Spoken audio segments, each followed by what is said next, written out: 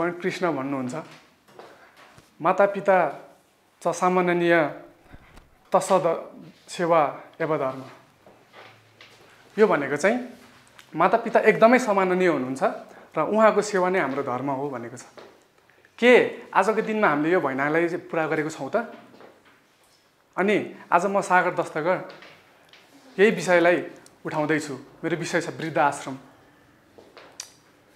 र आजको दिनमा सीमित छ सेवा र धर्म चाहिँ धर्म ग्रन्थमा र आमा बुवा चाहिँ वृद्ध आश्रममा। अनि मेरो विचारमा मलाई के लाग्छ भने कुनै पनि इटा बल्ल वा छानो भएको भवन चाहिँ वृद्ध आश्रम होइन क्या।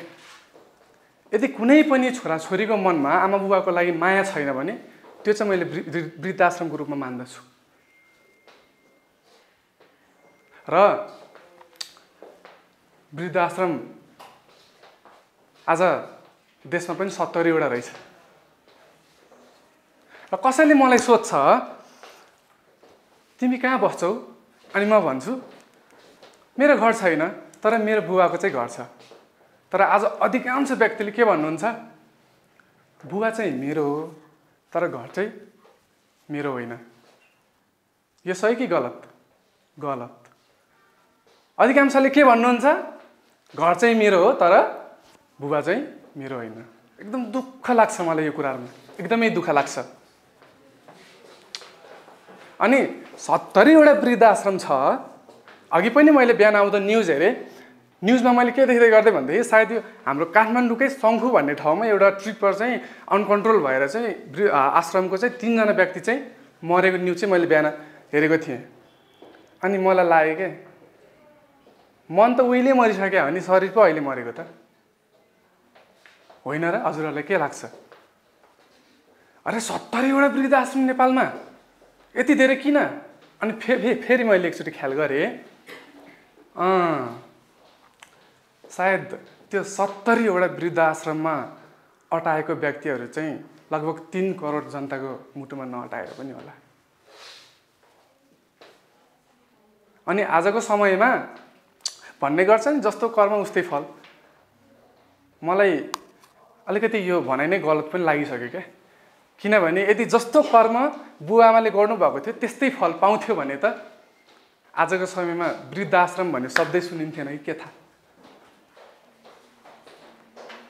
अनि भन्छ नि बुबाआमाको मन छोराछोरीमाथि, छोराछोरीको मन ढुङ्गामाथि। सत्य लाग्छ मलाई। बिहान घरबाट निस्किँदा पाउसम्म नछुने छोराछोरी अलि उता गइसकेपछि ढुङ्गाको मूर्तिलाई पूजा गर्छन्। अनि भएन त छोराछोरीको मन ढुङ्गामाथि।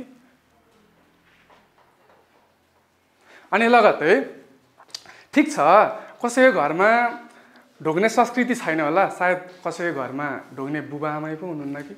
हुन त त्यही नै हो, जसलाई अभाव उसलाई नै महत्त्व। अनि आमा बुबा नभएको मान्छे नि मलाई अपाङ्ग जस्तै नै लाग्छ क्या।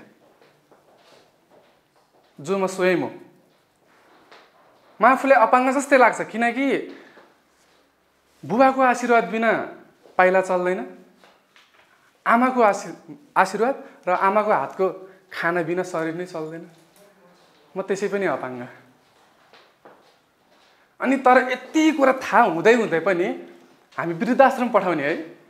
वाह कस्तो चेतनशील प्राणी हामी मान्छे। अनि वृद्धाश्रम पठाउने कि बुबा आमाको हातको रेखामा सुरुवात घर अनि गन्तव्य वृद्धाश्रम लेखेको छ र? कि चाहिँ हामी जन्मिँदै गर्दा रोयौँ र बुबा आमा चाहिँ खुसीले हाँस्नुभयो भनेर बदला लिएको हो र? हो र? होइन नि त। अनि एकचोटि सम्झौँ न बुबाको त्यो चुडेको चप्पल। अनि त्यो देख्दै गर्दा पनि सम्बन्ध चुडाउन हामी तयार है। आहा। अनि आमाको काखमा त्यो लुटुपुटु गर्दै सुतेको थियो नि त हामी। अनि त्यही काखलाई त्यही मायालाई वृद्धाश्रमको चिसो भुइँमा सुताउन पनि हामी तयार है। ओहो आश्चर्य लाग्छ क्या मलाई। आज हरेक घर अनि देश पनि वृद्धाश्रम जस्तै भएको छ।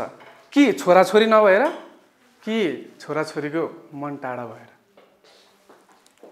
अनि जिन्दगी त यस्तै हो। जिन्दगी त केवल धानको चामल जस्तै न हो। बुझ्नेले खिर बनाउँछ, नबुझ्नेले जाँड। आमा बुबाको माया पनि यस्तै नै हो। बुझ्नेले घरलाई स्वर्ग बनाउँछ, नबुझ्नेले नर्क। अनि म यो कुनै पनि चेतना फैलाउनको लागि भनेकै छैन, आफ्नो कुरो राखेको हो। किनकि म चेतना फैलाउँदिनँ, कारण म सुतेको व्यक्तिलाई उठाउन सक्छु तर सुतेको जस्तो गरेको व्यक्तिलाई उठाउन सक्दिनँ।